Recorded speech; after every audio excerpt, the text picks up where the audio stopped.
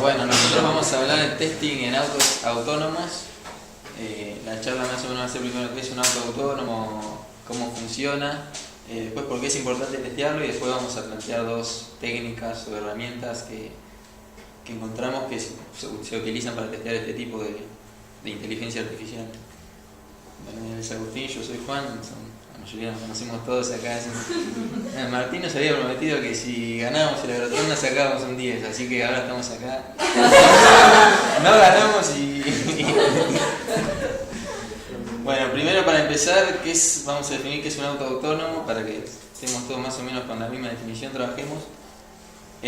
Una definición que encontramos en Wikipedia que me pareció buena es que es un auto, obviamente que no se maneja solo, digamos, que imita las capacidades humanas para manejar y controlarse, y lo hace a través de percibiendo el entorno que lo rodea y tomando decisiones acorde a lo que percibe. Sí, hay que aclarar que la condición de auto autónomo no es booleana. Hay una escala del 1 al 5 que va desde una mínima ayuda hasta la autonomía completa. No es algo booleano. ¿No pone línea en los semáforos como los humanos? Sí, lo pone, no se equivoca nunca. No, a partir de ahora cuando digamos auto, nos vamos a estar refiriendo a un auto autónomo, si no tenemos que... Bueno, algunas empresas que más o menos están desarrollando, Uber, por supuesto, es una empresa de viajes. Después tenemos un ejemplo por ahí de un viaje que no salió tan bien. Y Amazon también está desarrollando, generalmente las compañías de tecnología o de la industria automotriz están investigando acerca de estos temas. Sí, BMW como modelo de empresa tradicional que busca insertarse en el mercado con el i3, y Google que empezó adaptando autos de calle hacia un nivel de autonomía superior y terminó sacando un modelo propio, el Waymo. Sí, generalmente si pones algún nombre de una empresa grande de tecnología o de automóviles seguido de las palabras auto autónomo, te parece algo así. Bueno, básicamente lo que hace un auto autónomo es percibir el entorno y actuar en consecuencia. Para eso hay tres modelos de reacción. Los primeros surgidos, por un lado el mapeo directo, que es un modelo de caja negra, recibe una imagen y actúa en consecuencia, es un mapeo directamente, cosa que no es deseable que sea de caja negra para el fabricante y para el usuario. Del otro extremo está la percepción mediada, que es el vehículo lleno de sensores, tal vez agregando complejidad innecesaria para tomar decisiones en tiempo real y actuar en base a eso. Y surge en el medio y más reciente la alternativa a la percepción directa, que en base a las deficiencias de los dos modelos busca compensarlas y tomar una imagen pero resolverla mediante una red neuronal, cosa que ahora vamos a definir. Bueno, ¿cómo funcionan? Básicamente, por supuesto no somos expertos en inteligencia artificial, pero recibe entradas de distintos tipos de sensores, de infrarrojos, de láseres o cámaras, procesa esa información que recibe a través de una red, que ahora vamos a ver más o menos cómo funciona, y a partir de esa información y de los cálculos que hace, predice, en este caso, el ángulo de giro, digamos, cómo tienen que girar las ruedas, si hay que frenar o si hay que acelerar. Estas son distintas capas de neurona, se llama, ahora vamos a definir un poco más ese concepto. Cada capa es como una abstracción más de la anterior. Bueno, acá en la primera por ahí se pueden encontrar, viendo imágenes, los ángulos o líneas que hay en la imagen, en esta algunas texturas, y en la última si hay objetos moviéndose o objetos como señales y ese tipo de cosas. Hay sensores, pero son los justos y necesarios para el manejo. Bueno, una red neuronal lo que trata es de imitar cómo procesamos los humanos más o menos la información. Por supuesto tiene que ocurrir un proceso de aprendizaje en el que le digamos a la red lo que esperamos que prediga. Por ejemplo, un ejemplo medio tonto. Si por ejemplo estamos planteando una red que identifique, no sé, perros y gatos, ponele. El proceso de aprendizaje sería, le damos la imagen de un gato y le decimos después que la salida tiene que ser efectivamente un gato.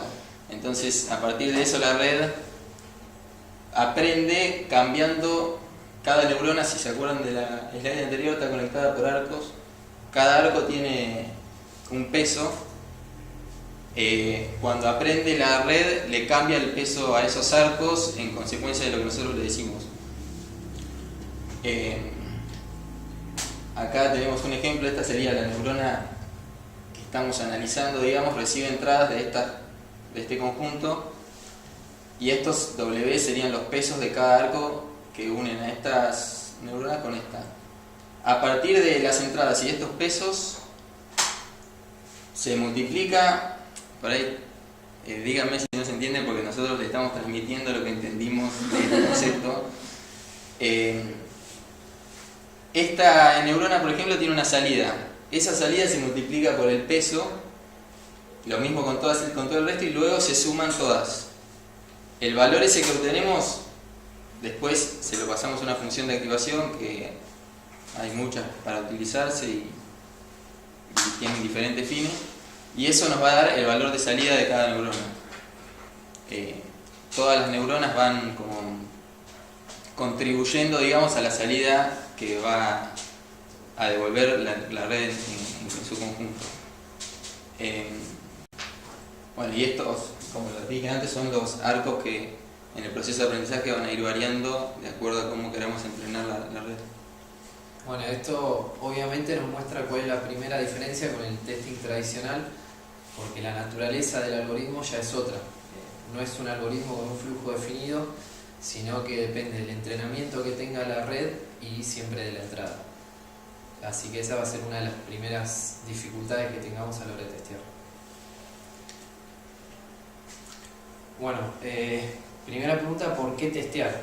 Esta estadística es la cantidad de incidencia humana en los incidentes de tránsito. Es 93% y es de un país desarrollado como Estados Unidos. Por ahí en países con menos infraestructura vial tiende a bajar, pero igualmente es una tendencia alta. Así que se ve que los autos autónomos tienen el poder de cambiar el paradigma del transporte y salvar muchas vidas. Bueno, en principio la causa más importante por qué hay que testear es porque, igual que los autos convencionales, los autos autónomos van a transportar personas, y una falla en un auto de este estilo puede causar fatalidades y muerte a las personas. Entonces hay que buscar que el error, si lo hay, que lo va a haber, pero que sea mínimo y que tenga mínimas consecuencias. Esta es una página que encontramos desarrollada por el MIT, que te plantea escenarios así de este estilo.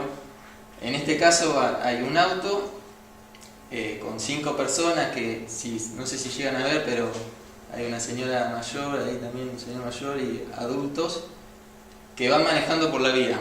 Y tienen dos opciones: o seguir derecho y matar. Obviamente que en la realidad los casos no son tan binarios, digamos, pero está bueno porque son decisiones que después el auto, si anda por la calle, la va a tener que tomar. Tal vez no tan blanco-negro como le decía, pero alguna decisión va a tomar. Asesina a esta familia, que hay 3 niños y los 2 padres, el tuyo, o choca contra esta barricada y se mueren los 5. Siento que esto escaló muy rápido. Pero bueno, plantéenlo ustedes después. Y así como este te plantea un montón de escenarios y concluyó que la mayoría de la gente elige. Sí. Aparte es raro porque te pone 5 personas en el auto o 5 personas caminando. O sea, es como elegir si preferís tu vida o la de la Claro, otra. ese es un dilema también, si vos te subirías en un auto. O sea, pero si hubiera una persona caminando, creo que la pisaría. Claro, Sí, pero Estamos salvando una vida por 5. la gente prefiere salvar vidas de animales y de niños a que de adultos. no, de animales no, se prefiere antes. Antes que... Claro, La cadena de prioridades es así. Los menos prioritarios son los animales, después vienen los adultos y después los el niños. niño adulto a niños. Pero lo que vos decías era un muy buen aporte, porque la pregunta que por ahí se hace es si te subirías a un auto que elegiría chocarse contra la barricada antes que te atropellaran las otras personas. Porque el auto puede ser que llegue a tomar esta decisión, si llega a evaluar rápidamente cuál es la mejor o la menos mala opción, la opción menos mala. Pero bueno, nos pareció una muy buena página para investigar después. Bueno, y más motivos de por qué hacer testing o por qué buscar la excelencia en este testing. Involucra medios físicos, autos, personas, puede llegar a ser peligroso y costoso, y los beneficios, además del que ya nombramos de la salud de las personas, ecológicos y de espacio de estacionamiento que pueden traer estos autos. Bueno, vamos a ver dos ejemplos donde fallaron. En este caso, un auto autónomo Tesla venía por una mano, un camión cruza por la otra y el auto ni siquiera lo detecta. Lo atraviesa, sigue de largo y choca más adelante. En este caso las causas podrían haber sido el color del camión, que hizo que no lo perciba adecuadamente, o un cambio de velocidad brusco. Más adelante lo vamos a volver a nombrar para otro ejemplo. Porque el camión era como medio con un color claro y había mucho brillo, digamos, entonces por ahí se le dificultó esa detección. Y otro caso que, bueno, no queremos seguir con la línea de la muerte, pero un auto de Uber autónomo iba manejando por la ruta, estaba muy oscuro. Después tenemos un video que no es para alimentar el morbo, sino para mostrar en qué situación se dio el accidente.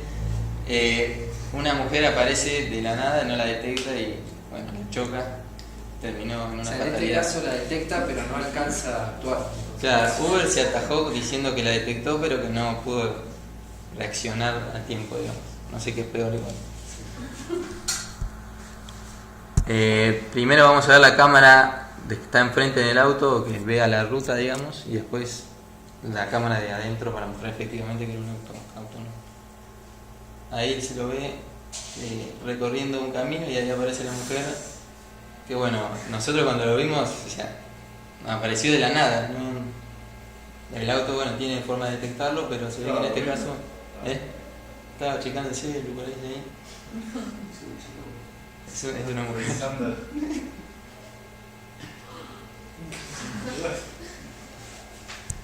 Bueno, más o menos para que vean que... eran las siguientes.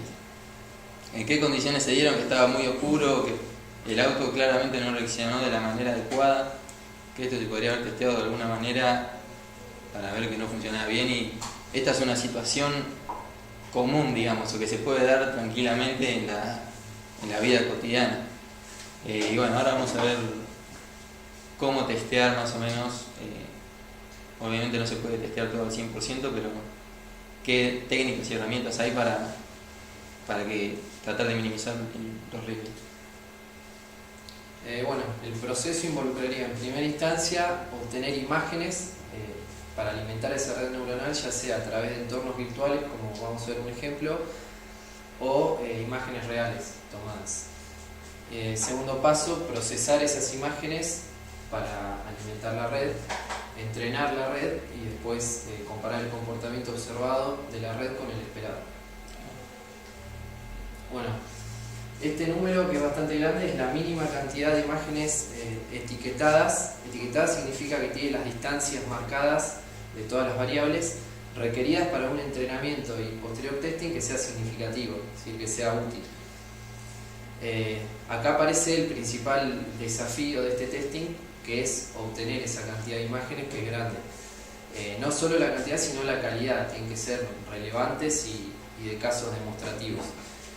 Y por último, hacer un correcto etiquetado, porque por ejemplo, al sacar las imágenes en el entorno real, el etiquetado puede no ser del todo fehaciente, del todo correcto.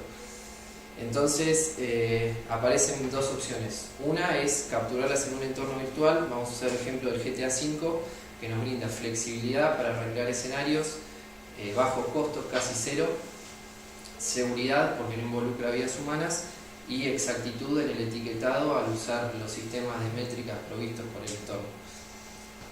Bueno, primero, la otra técnica va a ser alterar imágenes reales para aprovecharlo al máximo. Esta técnica que vamos a usar está desarrollada en un paper que después vamos a dejar por el científico de la Universidad de Princeton. Primero vamos a definir algunas variables, bueno, ese es el paper, algunas variables útiles para el etiquetado. Está el ángulo de dirección del auto, las distancias a los carriles, distancias con los autos derecha e izquierda, auto enfrente y distancia hacia los bordes del camino.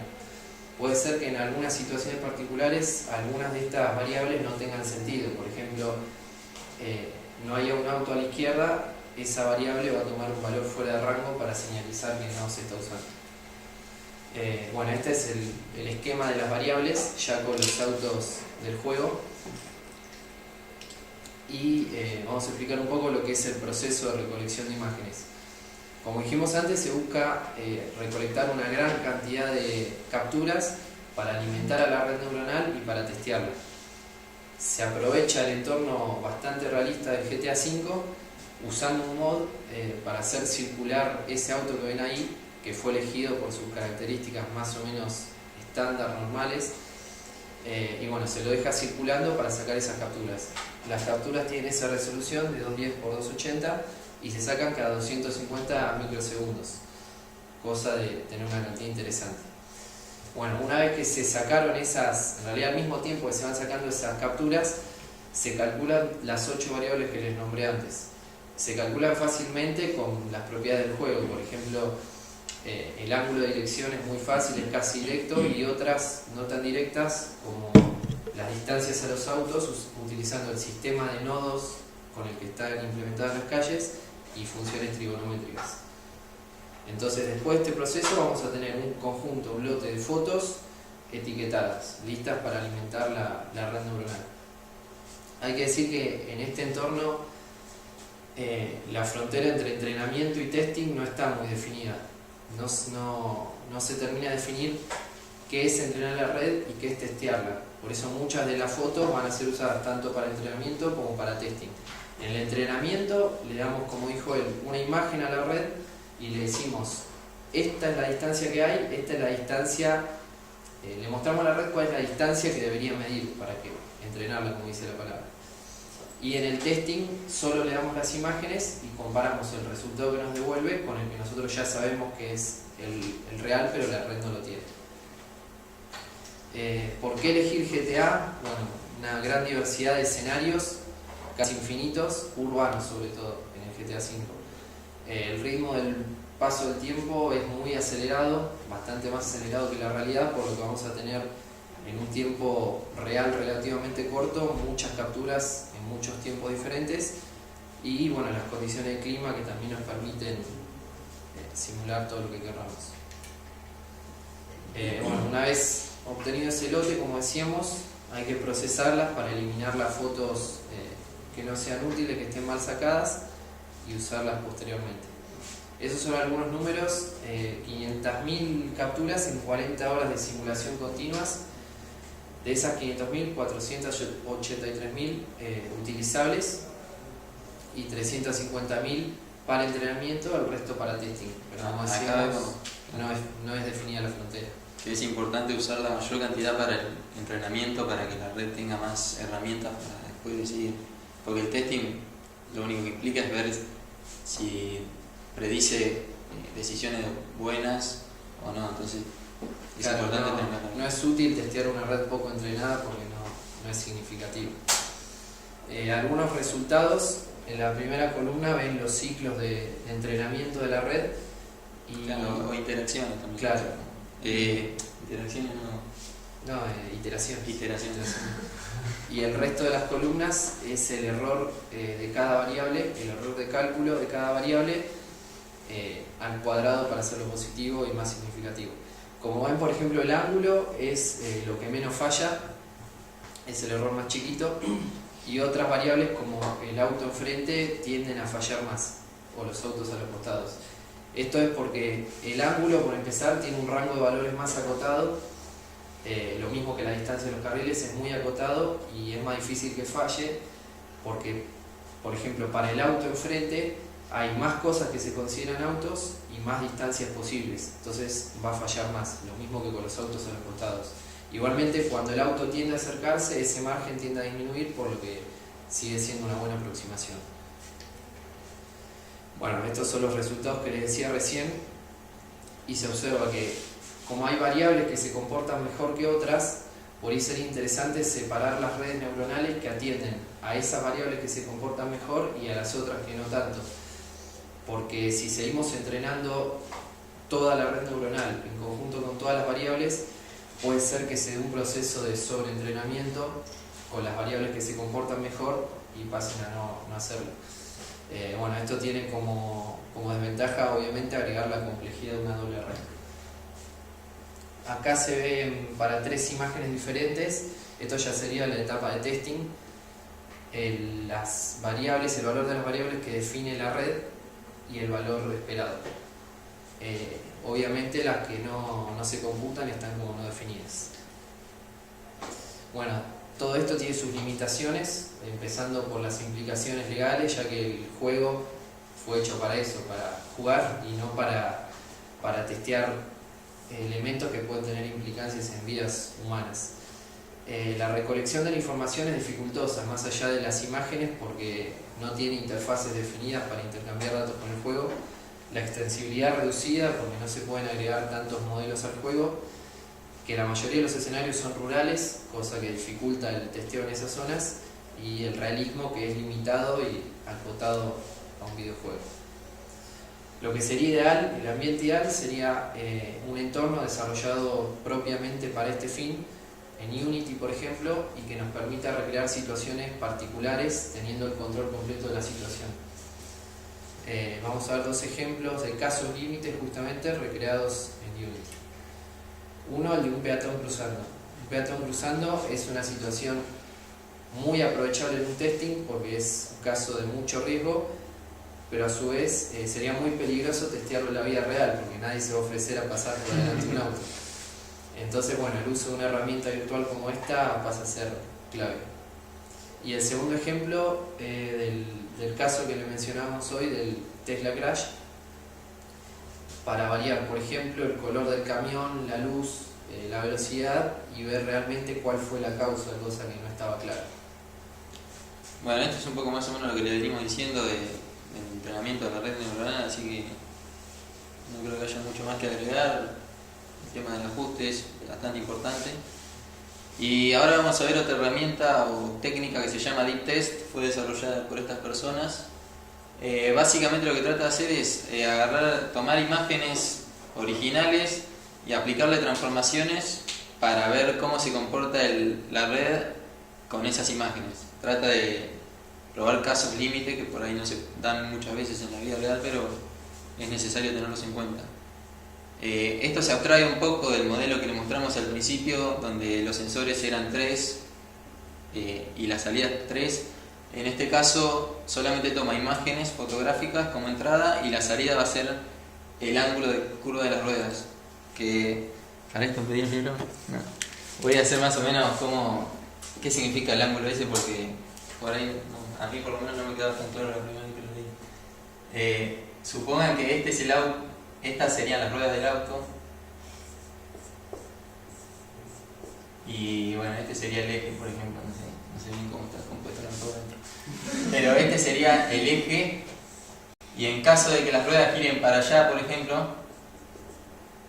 el ángulo de giro va a ser este. O sea, por supuesto esta también tiene que doblar, ¿no? El ángulo va a estar dado por esta amplitud, digamos. Entonces esa va a ser la salida que va a proveer la red. Bueno, primero hay que definir algunos conceptos para entender mejor cómo se lleva a cabo esta técnica. El primero es el cubrimiento de red, que básicamente es para determinada entrada cuáles son las neuronas que son activadas. Para ver cuáles están activadas se ve la salida de cada una. Si se acuerdan, esto por ejemplo era una neurona que tenía muchas entradas y tenía una salida. Esta salida va a tener un valor. Si el valor supera cierto umbral, entonces se la considera activada, si no, bueno, desactivada. Este cubrimiento sirve para definir clases de equivalencia entre las diferentes entradas. Se asume que las entradas que activan la misma cantidad de las mismas neuronas, se tienen el mismo cubrimiento, pertenecen a la misma clase de equivalencia, entonces comprobar algunos casos de esa clase alcanza, no hace falta probar con todos. Bueno, como les decía, se aplican transformaciones a las imágenes para hacer el testing. Son 9 en total. Las primeras son las lineales, se llama, porque solamente constan de hacer una suma, una operación a cada píxel. En caso del brillo, sumando o restando, se logra más o menos brillo, y el contraste se multiplica para hacer un poco más grande la diferencia entre un píxel y el otro, digamos. Después, transformaciones afines, por ahí el nombre no es tan claro, pero básicamente lo que hace es se mantiene la imagen, los objetos, los colores, las líneas, pero por ejemplo traslación es moverla de lugar, digamos. Por ejemplo, esta sería la imagen original. Si yo la traslado, tendría una imagen acá, se mostraría solamente esa parte, por ejemplo. Escalado es hacerla más grande o más chicas. Tengo la imagen original así, después el resultado sería una imagen más chica. Rotación es moverla a cierta cantidad de grados. Si esta es la imagen original, la roto y tendré algo así, por ejemplo. Todo esto se hace para tener como distintos ángulos de cámara. Y el shear, que es por ahí de menos claro, lo que hace es como... Les voy a hacer el dibujo primero y después interpreten lo que... Esta sería la imagen original y después de la transformación sería algo así, como estirada para un lado. Bueno, todas estas transformaciones, como les decía, se aplican para distintos ángulos de cámara, y en conjunto con estas se aplican para lograr escenarios variados, digamos. En este caso, blur significa hacerla más borrosa la imagen. Esto por ahí la definición de arriba no es tan clara, pero básicamente es hacer cálculos entre píxeles, pero entre sí. Después, si quieren, pueden buscar cómo se aplican estos filtros. El kernel es como un molde que se le va aplicando a cada píxel. Y también otros filtros que se agregan son el de lluvia y el de niebla. Sí, es el venir a solucionar el mismo problema que planteábamos antes. Se necesitan muchas imágenes, o las sacamos con fuerza bruta en un entorno virtual, o sacamos una cantidad bastante más reducida en el entorno real y las modificamos para tener más escenarios. Bueno, estas transformaciones por supuesto se pueden aplicar individualmente o apiladas. Cada una tendrá diferentes aportes, claro, efectos y aportes a la prueba. Para el tema del resultado esperado, usa este concepto de relaciones metamórficas, que lo que hace es, nosotros no sabemos cuál es el resultado que nos tiene que dar explícitamente la red cuando le pasamos una imagen transformada, pero lo que podemos hacer es, partiendo del resultado que esperamos de la imagen original, definir una relación que puede ser igualdad o en un rango, por ejemplo, que se tiene que mover en un rango. Entonces el resultado que tenemos de la imagen transformada tiene que ser similar al que obtuvimos de la imagen original. No tendrían que variar con mucha significancia, digamos, porque básicamente es el mismo escenario pero con algunos cambios. Claro, si el auto va a doblar para allá en condiciones soleadas, si se pone a llover no tiene que doblar para allá. Estas son 3 pruebas en donde se probó esta técnica. Estos son 3 modelos que Udacity, que es la plataforma de cursos online y ese tipo de cosas, lanzó un challenge en donde había que participar presentando un modelo para utilizar un auto autónomo. Estos están entre el top en ese modelo y en ese challenge, y se utilizaron para realizar estas pruebas. A partir de esto se demostró algunas características de esta técnica que son ciertas, y que esta técnica es válida para usarla como un testing formal, digamos. El primero es que el cubrimiento es una buena variable para medir la diversidad de las entradas. Digamos que es significante que para diferentes entradas hay diferentes cubrimientos, y para imágenes transformadas, para la misma imagen original o transformada, también hay diferentes cubrimientos, que no quiere decir que se traduzca en una salida diferente, pero sí que el procesamiento es diferente. Y bueno, la detección de errores, este es un gráfico que muestra que con imágenes transformadas, el error que se encontraba en lo que predecía la red es más alto, la media y en general, que con imágenes originales. Por lo tanto, el potencial de encontrar errores es más alto utilizando este tipo de imágenes. Y bueno, estos son algunos ejemplos de, esta es la imagen original, aquella de la transformada, de cómo la flecha indica lo que predijo la red de dónde se tendría que mover el auto. Como ven, lo que decía recién, que acá se predice bien que por ahí tiene que doblar, pero ya va a parar el diablo. En este caso más o menos lo mismo, tiene menos luz y se le aplicó lluvia, no sé si se llega a apreciar, pero tiene esas dos transformaciones. Y acá está inclinada 6 grados, me parece un poco extraño porque tampoco fue una transformación tan grande. Lo que se busca es que las transformaciones no sean radicales, digamos. Claro, son cosas que pueden pasar en un entorno real perfectamente. Agarrar Claro. un desnivel, que se tuerza la cámara o que se largue a llover. Claro, tampoco es que se busca embromar a la red, o sea, tratando de que no le pegue. Y bueno, esto sería más o menos lo que sería arreglar un bug en una red, que es reentrenar a la misma con las imágenes que detectamos que generan errores. Obviamente ya sabemos cuál es el resultado que tiene que predecir, por lo tanto podemos hacer esto. Y después, un poco uniéndolo con lo que decía Iñaki del testing de regresión, hay que hacer también testing a partir de la red que se generó con el nuevo entrenamiento y viendo si, también siguiendo buscando nuevos errores, digamos, o si lo que le intentamos inculcar realmente fue para mejorar la red. Y bueno, como conclusiones, vemos que al ser una industria, un mercado tan en desarrollo, el testing toma una importancia muy relevante porque viene a apuntalar la confianza de estos proyectos. Obviamente alguien al subirse a uno de estos autos, al poner su vida en manos de una máquina, busca que sea lo más confiable posible y bueno, es importante que el testing acompañe el desarrollo.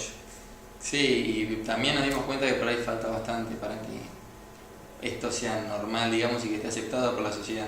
No tanto por un avance tecnológico, sino social, Sí, cultural. es un cambio de paradigma. Las estimaciones más optimistas de las empresas buscan llegar al nivel 5 de autonomía, que es el máximo para 2021 en los países más desarrollados. Sí, y esto no solo es puntualmente en autos autónomos, sino en todos los campos de la inteligencia artificial. El otro día estaba pensando si yo iba a un médico que a una inteligencia artificial, digamos, un caso muy extremo, pero si me decía tomate esta pastilla y yo me la tomaba después, o antes iba a consultar al médico amigo y me decía. Y bueno, eso fue todo. Muy bien. ¿Pregunta, chicos? Una pregunta. Yo sabía. Esa foto que vas sacando, ¿tiene manera de detectar, por ejemplo, no sé, alguna señal de tránsito Las que del te indica alguna entorno, curva? las del entorno real, Claro. y es parte del entrenamiento de la red. Cuanto más entrenada esté, más situaciones va a detectar. Pero bueno, entrenarla es costoso en cuanto a tiempo si se le entrena con una red, un entorno virtual, y puede llegar a ser costoso en dinero si se usan imágenes reales. Idealmente tiene que detectar todo y saber qué hacer en todas las situaciones. Ah. Pero eso está lejos. Eso es lo que no. ¿Algo más? Muy bien, buenísimo. Gracias.